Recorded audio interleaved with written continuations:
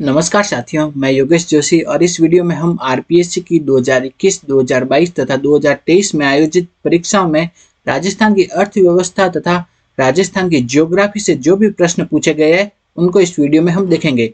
तो सबसे पहले चालू करते हैं। पहला प्रश्न, मुख्यमंत्री चिरंजीवी स्वास्थ्य बीमा योजना के संबंध में कौन सा कथन गलत है? ठीक है, गलत कथन का चुनाव करना है।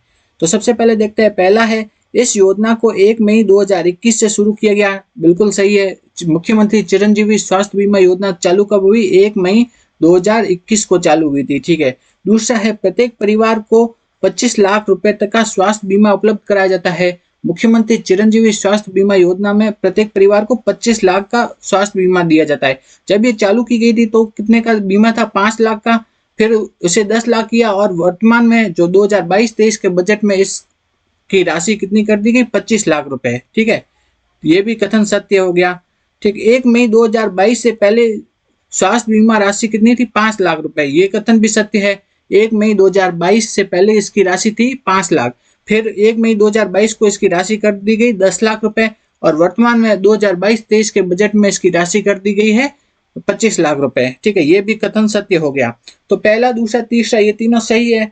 तो फिर चौथा कथन देखते हैं। इस योजना में पात्र परिवारों को 1998 पैकेज उपलब्ध कराए जाते हैं। नहीं, 1998 पैकेज उपलब्ध नहीं कराए जाते। ठीक है, इनको कितने पैकेज उपलब्ध कराए जाते हैं? उनको पैकेज उपलब्ध कराए जाते हैं 1798। कितने? 1798 पैकेज उपलब्ध कराए जाते हैं मुख्यमंत्री चिरंजीवी स्वास्थ्य बीमा योजना में। तो अपन अब मुख्यमंत्री चिरंजीवी स्वास्थ्य बीमा योजना के बारे में देख लेते हैं। ये आपके एग्जाम के हिसाब से बहुत इंपॉर्टेंट है। ठीक है, तो देखते हैं। मुख्यमंत्री चिरंजीवी स्वास्थ्य बीमा योजना की शुरुआत हुई 1 मई 2021 को। कब हुई इस योजना की शुरुआत? वो हुई 1 मई 2021 को इस योजना की शुरुआत हुई। नेक्स्ट है कि इसमें प्रत्येक परिवार को कितने? 25 लाख रुपए का स्वास्थ्य बीमा प्रदान किया जाता है। प्रत्येक परिवार को 25 लाख का स्वास्थ्य बीमा प्रदान किया जाता है। जब ये योजना चालू हुई थी तो इस बीमा की राशि थी 5 लाख रुपए। फिर 1 मई 2022 को इसकी राशि कर दी गई 10 लाख रुपए और वर्तमान के जो बजट 2022-23 में इस राशि को कर दिया गया 25 लाख रुपए कर दिया गया है। ठीक है, अब हम आगे देखते हैं। जो पहले राजस्थान में आयुष्मान भारत महात्मा गांधी स्वास्थ्य बीमा योजना चलती थी, आयुष्मान भारत महात्मा गांधी राजस्थान स्वास्थ्य बीमा योजना। ठीक है, उसी का नाम बदल करके, उसी का दायरा बढ़ा करके कौन सी योजना चालू की है? मुख्यमंत्री चिरंजीवी स्वास्थ्य बीमा योजना। तो आपके असिस्टेंट प्रोफेसर 2021 का जो पेपर था उसमें किससे प्रश्न पूछा गया था? आयुष्मान भारत महात्मा गांधी राजस्थान स्वास्थ्य बीमा योजना से प्रश्न पूछा गया था। ठीक है, तो आपके चिरंजीवी योजना से प्रश्न पूछने की बहुत अधिक संभावना है, तो इसको पूरा सही से पढ़ना। ठीक है, तो अब हम देखते हैं कि ये मुख्यमंत्री चिरंजीवी स्वास्थ्य बीमा योजना ये कितनी 2 श्रेणियों में प्रदान किया जाता है। पहला तो है निःशुल्क श्रेणी और दूसरा है 850 रुपए की प्रीमियम राशि का भुगतान करके लाभ पाने वाली श्रेणी। तो पहले देखते हैं निःशुल्क श्रेणी में कौन कौन आते हैं। तो वो आते हैं एनएफएसए के अंतर्गत जो पात्र परिवार है वो कौन सी श्रेणी में आते हैं? निःशुल्क श्रेणी में। दूसरा है सामाजिक आर्थिक जनगणना के पात्र परिवार, वो भी निःशुल्क श्रेणी में आते हैं। ठीक है, तीसरा हम देखते हैं जातिगत जनगणना के पात्र परिवार, वो भी निःशुल्क श्रेणी में आते हैं। नेक्स्ट है कि सभी संविदा कर्मी है वो निःशुल्क श्रेणी में आते हैं। लघु और सीमांत कृषक निःशुल्क श्रेणी में आते हैं। कोविड-19 की अनुग्रह राशि प्राप्त करने वाले असहाय परिवार, वो भी निःशुल्क श्रेणी में आते हैं। अभी 2022-23 के बजट में इस निःशुल्क श्रेणी में ईडब्ल्यूएस परिवार को भी शामिल कर दिया गया है। तो निःशुल्क श्रेणी में ये सब आते हैं। ठीक है, अब इन सब के अलावा जो भी बाकी है वो किसमें 850 रुपए प्रति परिवार प्रति वर्ष का भुगतान करके इस योजना का लाभ उठा सकता है। इस योजना का लाभ उठाने के लिए इनके अलावा जो भी है वो कितने? 850 रुपए प्रति परिवार प्रति वर्ष का भुगतान करेगा। ठीक है, तो हमसे जो 850 रुपए लिए जाते हैं ना, वो क्या है? कुल प्रीमियम लागत जो तय की गई थी पहले, उसका कितना है? 50% ही है। तो 50% यानी 850 रुपए तो हमसे लिए जाते हैं और शेष का 50% सरकार द्वारा अनुदान दिया जाता है। ये सब आपके इकोनॉमिक सर्वे में लिखा हुआ है, तो इससे पूछने की संभावना बहुत ज्यादा है। ठीक है, अब देखते हैं चिरंजीवी स्वास्थ्य बीमा योजना में कितने दिन का खर्चा दिया जाता है। ये क्वेश्चन आरएस 2021 में पूछा था। तो कितने दिन का खर्चा दिया जाता है? वो है अस्पताल में भर्ती होने से 5 दिन पहले। ठीक है, 5 दिन पहले से लेकर छुट्टी मिलने के 15 दिन बाद का खर्चा दिया जाता है। अस्पताल में भर्ती हुए उसे 5 दिन पहले, ठीक है, अस्पताल में भर्ती जितने दिन रहे वो, और अस्पताल से छुट्टी मिलने के 15 दिन बाद तक, इन दिनों का खर्चा दिया जाता है मुख्यमंत्री चिरंजीवी स्वास्थ्य बीमा योजना में। ठीक है, अब यही जो क्वेश्चन अभी पूछा गया है, योजना के अंतर्गत विभिन्न बीमारियों के कितने पैकेज उपलब्ध है? तो अभी वर्तमान में कितने पैकेज उपलब्ध है? वो है 1798 पैकेज उपलब्ध है वर्तमान में। वर्तमान में कितने पैकेज उपलब्ध है? 1798। ठीक है, ये पैकेज बदलते रहते हैं। जब 2021 की परीक्षा में पूछा गया था ना प्रश्न, तब कितने थे? 1576 पैकेज उपलब्ध थे। ठीक है, तो आंसर वो हुआ था। अभी वर्तमान में कितने? 1798 पैकेज है। ठीक है, तो ये हमने देख लिया। नेक्स्ट है कि वर्तमान में इस योजना से संबंध चिकित्सालयों की संख्या कितनी है? तो 869 तो गवर्नमेंट चिकित्सालय से संबंध है और 901 निजी चिकित्सालय इससे संबंध है। मुख्यमंत्री चिरंजीवी स्वास्थ्य बीमा योजना की एक इंपॉर्टेंट बात ये याद रखनी है कि चिरंजीवी स्वास्थ्य बीमा योजना में केवल क्या है? कैशलेस आईपीडी की सुविधा उपलब्ध है। क्या है? कैशलेस आईपीडी की सुविधा उपलब्ध है। ओपीडी की सुविधा उपलब्ध नहीं है। मुख्यमंत्री चिरंजीवी स्वास्थ्य बीमा योजना में केवल और केवल आईपीडी की सुविधा उपलब्ध है, ओपीडी की सुविधा उपलब्ध नहीं है।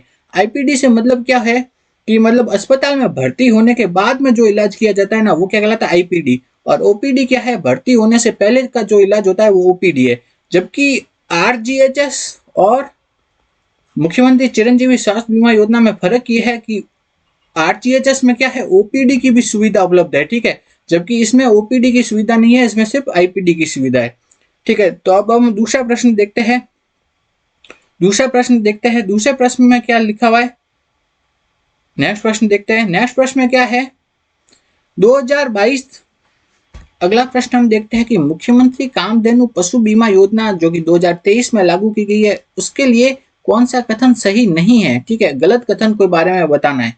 तो पहला है, इस योजना से 20 लाख से अधिक पशुपालकों को लाभ होने की अपेक्षा है। ये कथन सही है। ठीक है, राज्य के वर्ष 2023-24 के बजट में इस योजना में व्यय कितना है? 550 करोड़ रुपए का व्यय रखा गया है। ठीक है, ये भी बात सही है। इस योजना के तहत प्रत्येक पशु के बीमा की सीमा अधिकतम कितने हैं? 40,000 रुपए। ये बात भी बिल्कुल सही है।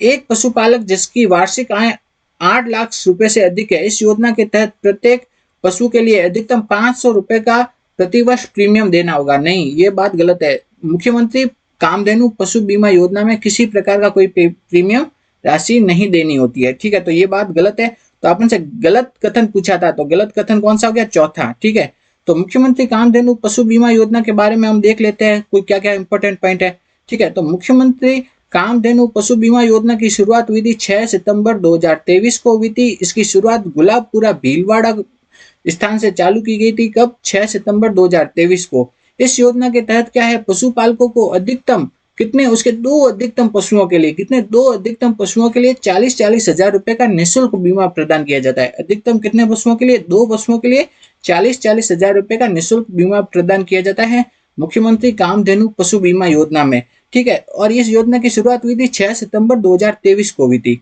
तो ये होगी मुख्यमंत्री कामधेनु पशु बीमा योजना।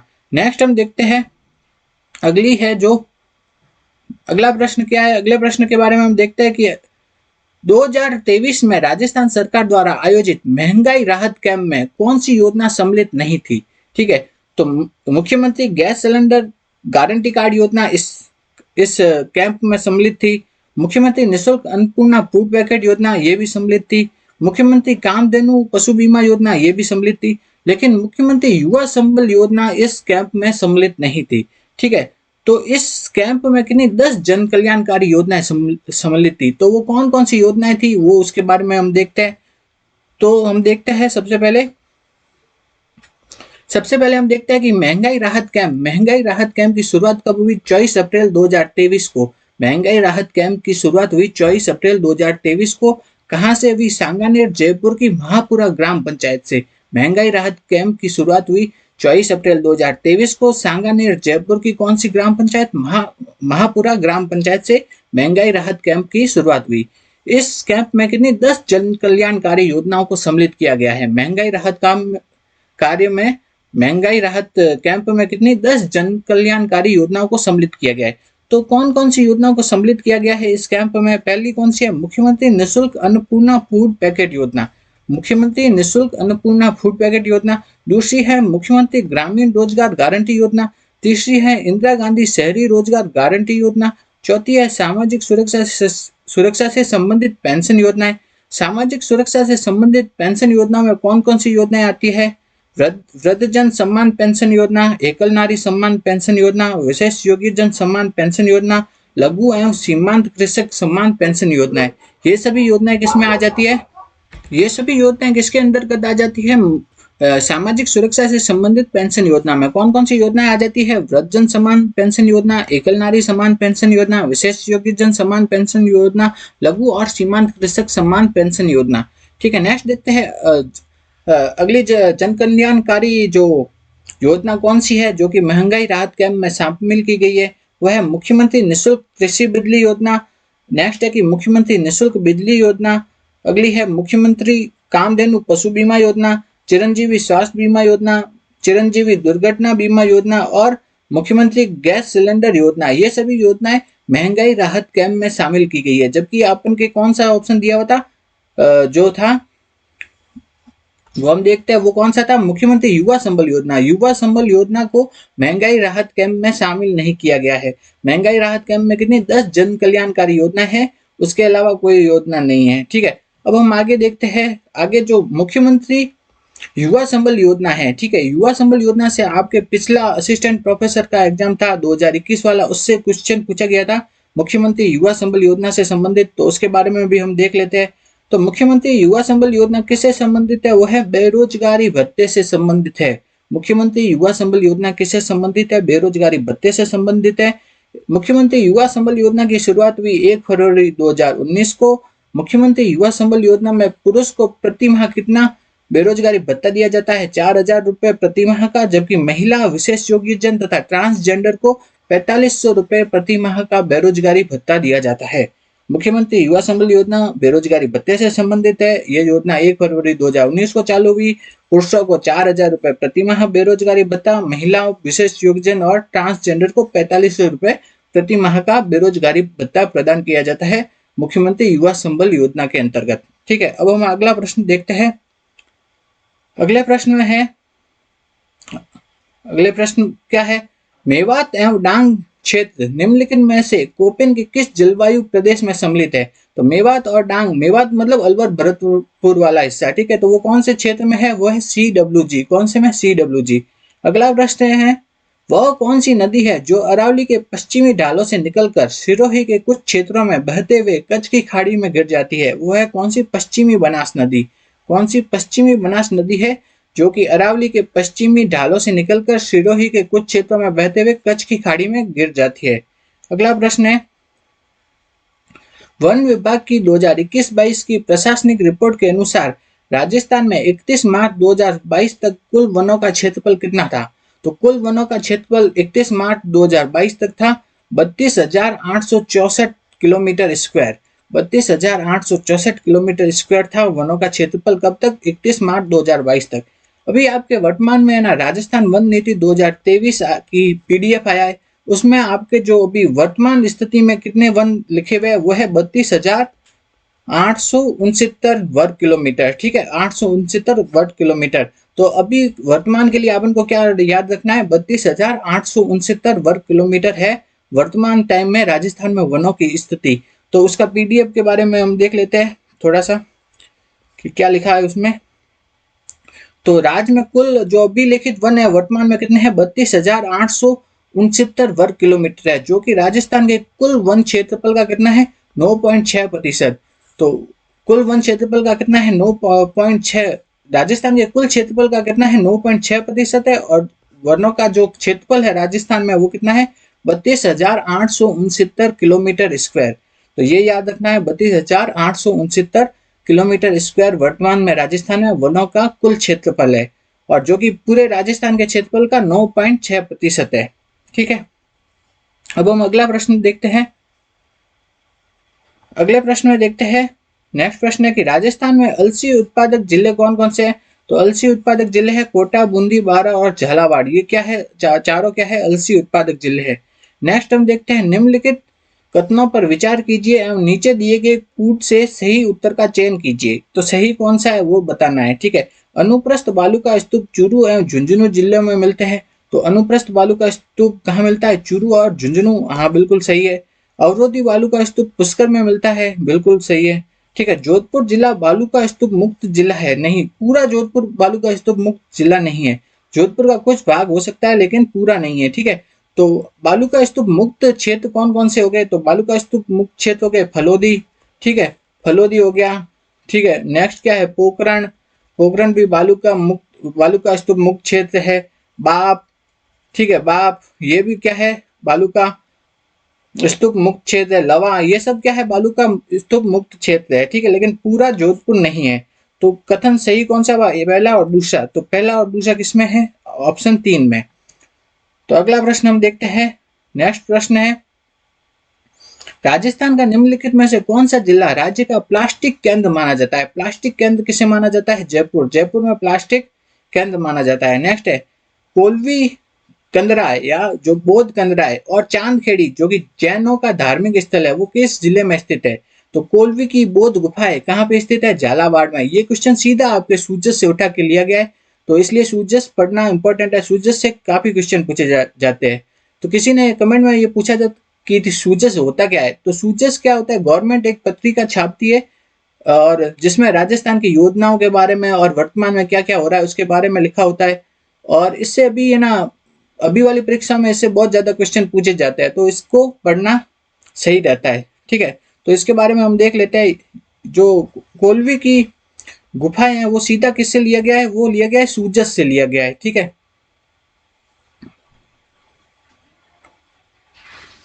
तो हम देखते हैं जो कोलवी की गुफा है वो कहाँ है? झालावाड़ में स्थित है। ये बौद्ध धर्म से संबंधित है। इनकी संख्या कितनी है? 90। और ये महाभारत काल की है और इसकी खोज डॉक्टर इम्पे ने की थी। ठीक है, तो ये किसकी? झालावाड़ में स्थित है कोलवी की गुफा है और बौद्ध धर्म से संबंधित है, इतना याद रखना है। ठीक है, अब हम अगला प्रश्न देखते हैं। अगले प्रश्न में लिखा हुआ है 2011 की जनगणना के अनुसार निम्नलिखित में से किन जिलों के समूह में सबसे कम जनसंख्या घनत्व पाया जाता है? तो सबसे कम जनसंख्या घनत्व वाले जिले कौन से हैं? जैसलमेर, बाड़मेर तथा बीकानेर। ये जिले क्या है? सबसे कम जनसंख्या घनत्व वाले जिले हैं। तो ऑप्शन हो जाएगा फोर्थ। तो इसके बारे में हम देख लेते हैं थोड़ा। ठीक है, तो इसके बारे में देखते हैं। तो हम देखते हैं कि ना राजस्थान में सबसे कम जनसंख्या घनत्व वाले जिले कौन कौन से हैं? तो सबसे पहले नंबर पे है जैसलमेर। जैसलमेर का जनसंख्या घनत्व राजस्थान में सबसे कम है। जैसलमेर का जनसंख्या घनत्व है 17 व्यक्ति प्रति वर्ग किलोमीटर। एक वर्ग किलोमीटर के क्षेत्रफल में जैसलमेर में सिर्फ 17 लोग रहते हैं। ठीक है, दूसरे नंबर पे कम है वह बाड़मेर और तीसरे पे है बीकानेर। तो पहले जो जैसलमेर में क्या राजस्थान में सबसे न्यूनतम जनसंख्या घनत्व वाले जिले कौन से हैं? जैसलमेर, बाड़मेर और बीकानेर। राजस्थान में सबसे अधिकतम जनसंख्या घनत्व वाले जिले हैं जयपुर, भरतपुर, दौसा और चौथे नंबर पे है अलवर। पहले नंबर पे जयपुर। जयपुर का जनसंख्या घनत्व कितना है? 595 व्यक्ति प्रति वर्ग किलोमीटर। फिर दूसरे नंबर पे भरतपुर, तीसरे पे दौसा और चौथे पे अलवर। ये 4 जिले राजस्थान के सबसे अधिक जनसंख्या घनत्व वाले जिले हैं।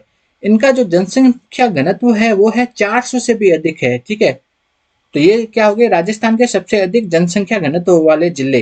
नेक्स्ट हम देखते हैं अगला प्रश्न। अगले प्रश्न के बारे में देखते हैं। अगले प्रश्न में है कि सूची 1 तथा सूची 2 से सम्मिलित कीजिए एवं नीचे दिए गए कूट का सही उत्तर चयन कीजिए। ठीक है, तो ये नस्लों है उसके बारे में बताने हैं।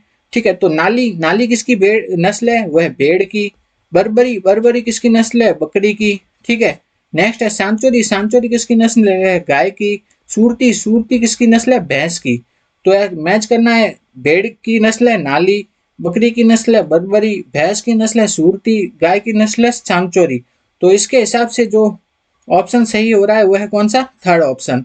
ठीक है, तो अब हम देखते हैं कुछ है ना भेड़ और बकरी की नस्लों के बारे में जो कि पूछे जा चुके हैं क्वेश्चन। यहाँ पे मैंने वो नस्लें लिखी है जो किसी न किसी एग्जाम में पूछी जा चुकी है। ठीक है, तो भेड़ की नस्लें कौन कौन सी हो गई?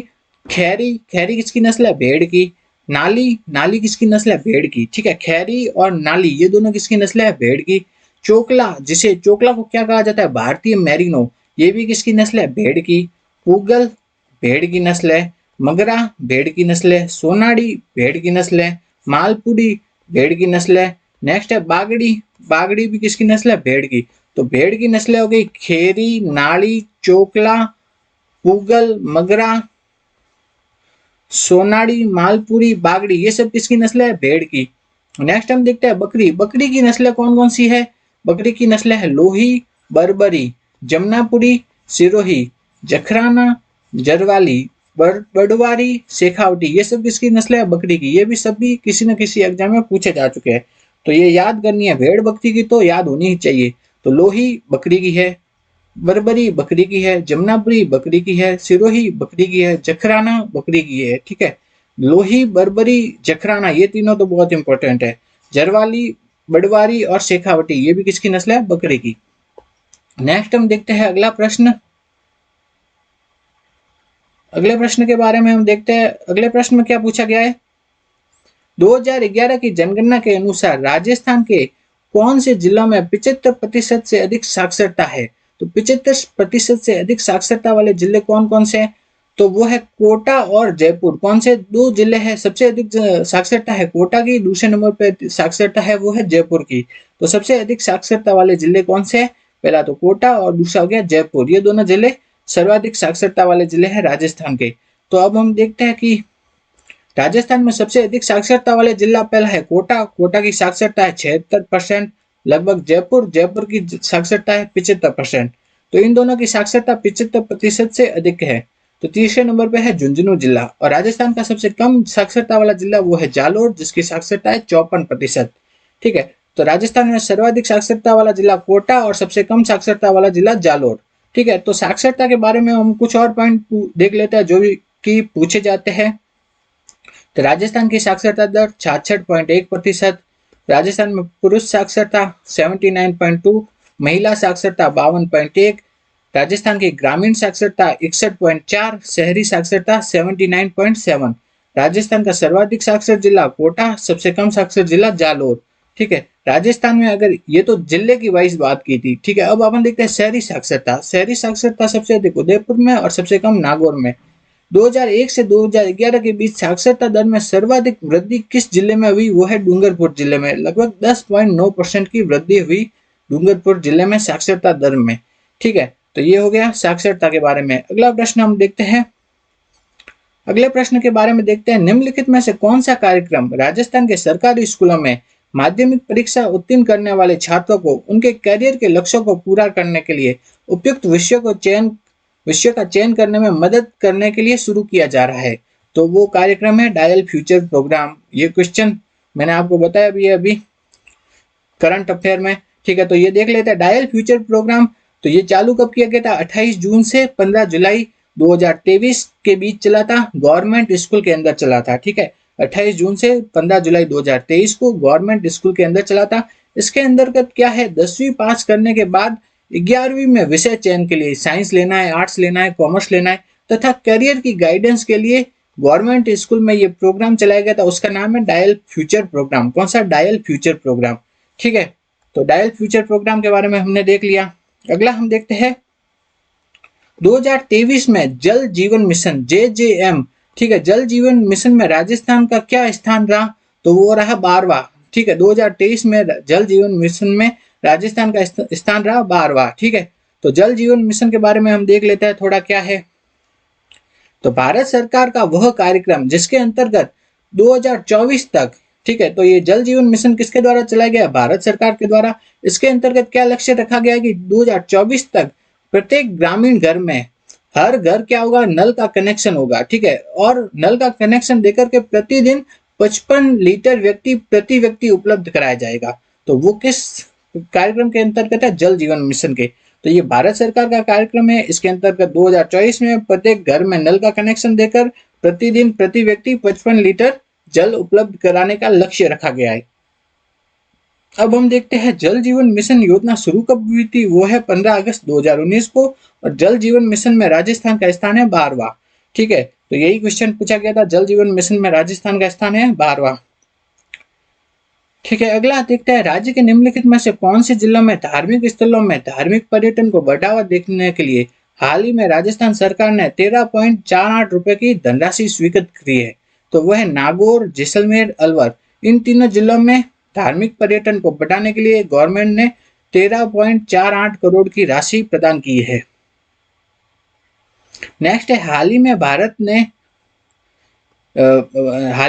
के प्रधानमंत्री ने राजस्थान के किस जिले में प्रधानमंत्री मातृ वंदना योजना को गोद भराई समारोह के रूप में मनाने की नई पहल की सराहना की है। तो कौन सा जिला है जिसमें कि प्रधानमंत्री मातृ वंदना योजना को गोद भराई समारोह के रूप में मनाया जाता है? क्या है? गोद भराई समारोह के रूप में, वह है दौसा जिला। ठीक है, ये इंपॉर्टेंट है। तो कौन से जिले में प्रधानमंत्री मातृ वंदना योजना को गोद भराई समारोह के रूप में मनाया गया है? वह है दौसा जिले में। ठीक है, अगला प्रश्न हम देखते हैं। नेक्स्ट प्रश्न में, राजीव गांधी ग्रामीण तथा शहरी ओलंपिक खेलों में क्रमशः कितने कितने खेलों को शामिल किया गया है? तो ग्रामीण ओलंपिक में भी 7 खेल है और शहरी ओलंपिक में भी 7 खेल है। ठीक है, लेकिन 5-5 खेल तो उन दोनों में सेम है, लेकिन 2-2 खेल दोनों में अलग है। तो उनके बारे में देख लेते हैं। राजीव गांधी शहरी और ग्रामीण ओलंपिक खेलों का आयोजन 5 अगस्त से 18 सितंबर 2023 में किया गया। ठीक है, इसके अंतर्गत 5 अगस्त से 18 क्या है? सितंबर। ठीक है, सितंबर। तो इसके अंतर्गत ग्रामीण तथा शहरी खेलों में, शहरी ओलंपिक में कितने कितने खेल है? वह 7-7 खेल है। दोनों में कितने हैं? 7-7 खेल है। तो ग्रामीण ओलंपिक और शहरी ओलंपिक दोनों में 5-5 खेल तो क्या है? दोनों में सेम है। कौन कौन से? तो दोनों में कबड्डी, खो खो, वॉलीबॉल, फुटबॉल और क्रिकेट, ये 5 खेल तो क्या है? सेम है दोनों में, ग्रामीण और शहरी और ओलंपिक में। जबकि जो 2 खेल है ग्रामीण क्षेत्र में तो क्या है? शूटिंग बॉल और रस्साकशी, और जो शहरी क्षेत्र है वहां है एथलेटिक्स और बास्केटबॉल। ये 2 है। ठीक है, तो ये हो गया ग्रामीण और शहरी ओलंपिक। ग्रामीण और शहरी ओलंपिक का आयोजन हुआ 5 अगस्त से 18 सितंबर 2023 को हुआ। आपके है ना अभी राजस्थान वन नीति 2023 आई है। ठीक है, तो उससे है ना इस बार प्रश्न पूछने की बहुत अधिक संभावना है। राजस्थान वन नीति 2023, तो उसको बारे में देख लेते हैं क्या क्या इंपॉर्टेंट पॉइंट लिखे हुए हैं उसमें। तो राजस्थान वन नीति 2023, उसके अंतर्गत राजस्थान में कुल वन क्षेत्रफल कितना है? 32,869 किलोमीटर स्क्वायर। अभी हमने देखा था राजस्थान में कुल वन क्षेत्रफल कितना है? 32,869 किलोमीटर स्क्वायर। ये 32,869 किलोमीटर स्क्वायर है, वो राजस्थान के कुल क्षेत्रफल का कितना है? 9.6%। कितना है? 9.6%। 3 प्रकार के वन होते हैं, एक तो संरक्षित वन, दूसरा आरक्षित और तीसरा अवर्गीकृत वन। राजस्थान में सबसे अधिक कौन से वन पाए जाते हैं? संरक्षित वन या प्रोटेक्टेड फॉरेस्ट। ठीक है, संरक्षित वन का प्रतिशत राजस्थान में कितना है? वो लगभग 56% पाए जाते हैं। आरक्षित वन राजस्थान में लगभग 37% और अवर्गीकृत वन राजस्थान में लगभग 6% पाए जाते हैं। ठीक है, नेक्स्ट हम देखते हैं भारत वन रिपोर्ट 2021 के मामले में राजस्थान में वन आवरण भौगोलिक क्षेत्रफल का कितना है? तो वो है 4.87%। ये क्वेश्चन RS 2023 में भी पूछा गया है अभी कि जो राजस्थान में वन आवरण कितना है? वो है 4.87%। ठीक है, कुल वृक्षावरण कितना है? 2.56%। तो वनावरण तो है 4.87 और वृक्षावरण है 2.56। ठीक है, 2.56 की जगह 2.56 पढ़ेंगे ताकि आसानी से याद हो। ठीक है, कुल वनावरण तथा कुल वृक्षावरण कितना हो जाएगा? दोनों को जोड़ देंगे तो हो जाएगा 7.42%, 7.42%। नेक्स्ट है कि राजस्थान में प्रति व्यक्ति वनावरण तथा वृक्षावरण कितना है? वो है 0.037 हेक्टेयर, 0.037 हेक्टेयर। ठीक है, प्रति व्यक्ति वनावरण और वृक्षावरण। इससे सीधा क्वेश्चन पूछ सकते हैं लाइन उठा करके, क्योंकि ये लाइनें सब आपके राजस्थान वन नीति 2023 की जो PDF आई है उसमें लिखी हुई है। 2017 से 2021 के बीच राजस्थान के वनावरण में कितनी वृद्धि हुई? वो है 82 किलोमीटर स्क्वायर की वृद्धि हुई। राजस्थान में नई वन नीति कब लागू हुई? नई वन नीति लागू हुई 2023 में। उससे पहले राजस्थान में कौन सी वन नीति चल रही थी? वो 2010 चल रही थी। ठीक है, अब वर्तमान में कौन सी वन नीति लागू हुई है? 2023 की। नेक्स्ट हम देखते हैं राजस्थान वन नीति 2023 के अनुसार राजस्थान के कितने प्रतिशत भाग पर वनावरण होना चाहिए? लेकिन 20% भाग पर वनावरण होना चाहिए, लेकिन है नहीं। ठीक है, नेक्स्ट हम देखते हैं राजस्थान वन नीति 2023 ने किसे रिप्लेस किया है? वो राजस्थान वन नीति 2010 को। पहले थी राजस्थान वन नीति 2010, उसकी जगह कौन सी आ गई है? राजस्थान वन नीति 2023 आ गई है। अगर आपको हमारे ये वीडियो अच्छा लगा तो वीडियो को लाइक करो, ज़्यादा से ज़्यादा शेयर करो और हमारे YouTube चैनल को सब्सक्राइब करो। Thank you.